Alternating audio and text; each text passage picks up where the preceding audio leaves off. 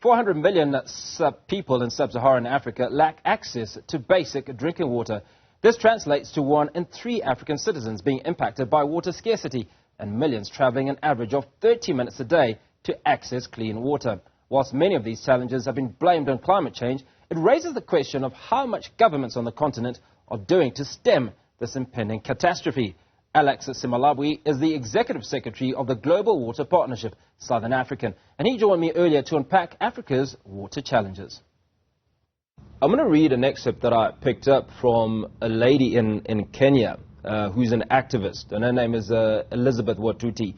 And she says in fact, the world was touched when she described to the delegates at the UN's COP26 climate conference, and she said, and I quote, "I have seen with my own eyes 3 young children crying at the side of a dried-up river after walking 12 miles with their mother to find water."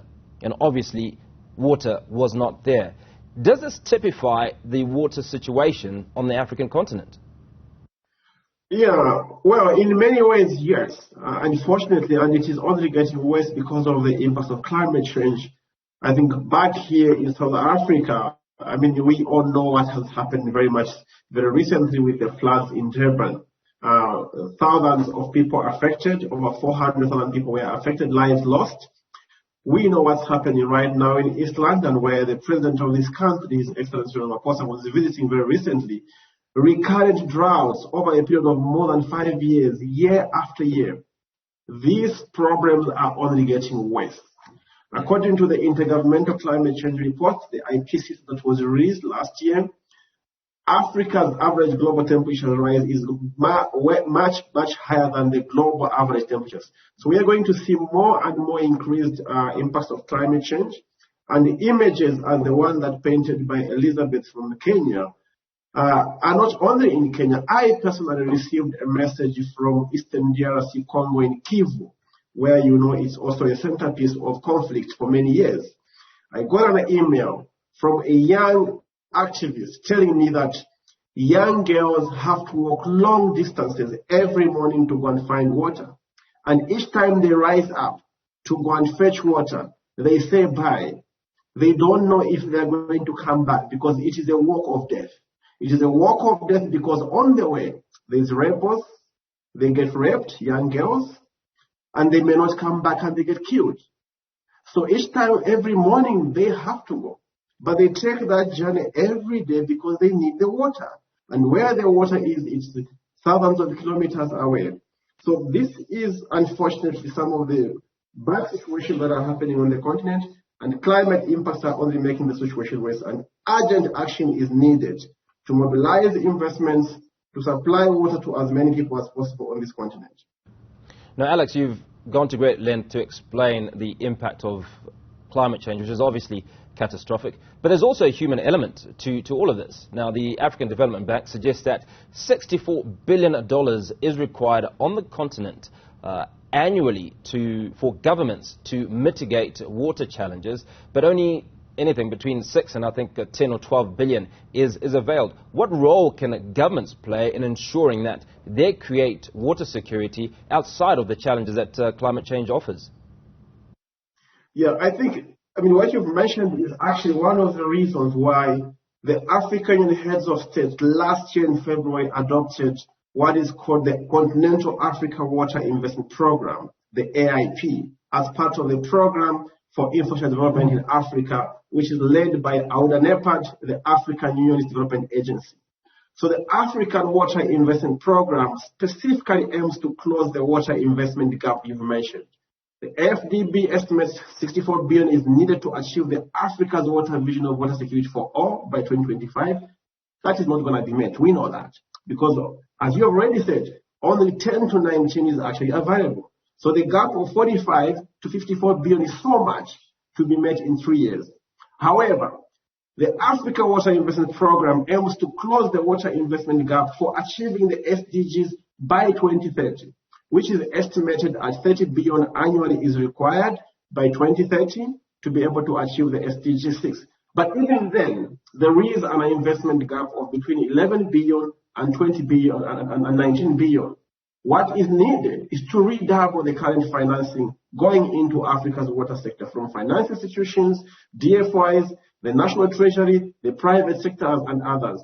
What can African governments do? Redouble the funding that they already provide to water services, and also improve the enabling environment and the regulatory framework for the private sector to come in, because at the moment, the private sector are not taking a particular active role in the water because of many perceived risks. To be able to bring in the private sector, which is urgently needed because they need to mobilize funding from the private sector, we need to bring down the risks that make it difficult for them to come into the by improving the enabling environment. And finally, what is needed is what the Zambian government has demonstrated very recently through the leadership of His Excellency Hakainde Hichilema by launching what I will show you now, the Zambia Water Investment Program. This program was launched on Saturday. I was in Lusaka at the AU Summit. The program aims to mobilize 6 billion by 2030 to improve water security and sanitation in Zambia. Alex, this is an incredible initiative by the Zambian government, but it also brings to the fore the issue of political will. Now, and in that, the conversation around where the priorities lie. So if we take South Africa as an example, only 24 months ago, if you were, Cape Town had a major issue with water supply. Nelson Mandela Bay, again, is approaching day zero for similar problems. So it would appear that the governments do not have the political will, if you will. Now, assuming that there are resources, where are the priorities? You've given us an example of, in fact, we've talked about a young girl or a number of young girls in remote parts of Africa that have to walk many, many kilometers to get to water. But even in urban South Africa, similar problems exist. Absolutely. The situation in South Africa is not any better compared to in other countries, and unfortunately it's getting worse. Nelson Mandela Bay, Day Zero in Cape Town, all these have been sending headlines. I think what is critical to remember and to note is that provision of water services is not something you can do instantly. You cannot just place a button and the problem solves itself. You have to plan. It takes a long time to plan for water services improvement. It takes a lot of time to do the engineering, the design, the construction, and to be able to convey the water. So long-term strategic planning is required. Each time the government releases their National Development Plan or National Development Vision 2030 for South Africa, there has to be in parallel a plan about how to secure water to ensure that those targets in the economy and the vision are met. Because water is a key aspect of that. Providing water for sanitation services and hygiene, but at the same time, for the economy, without adequate water supply, services, availability of water for the economies are not going to improve. So explain to me where the challenge is.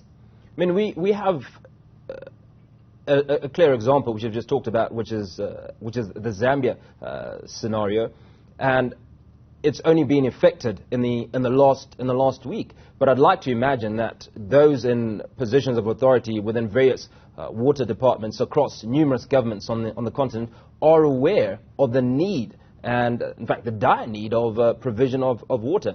So where are the shortcomings? Why is it not happening? Where is this planning? Where are the gaps in all of this?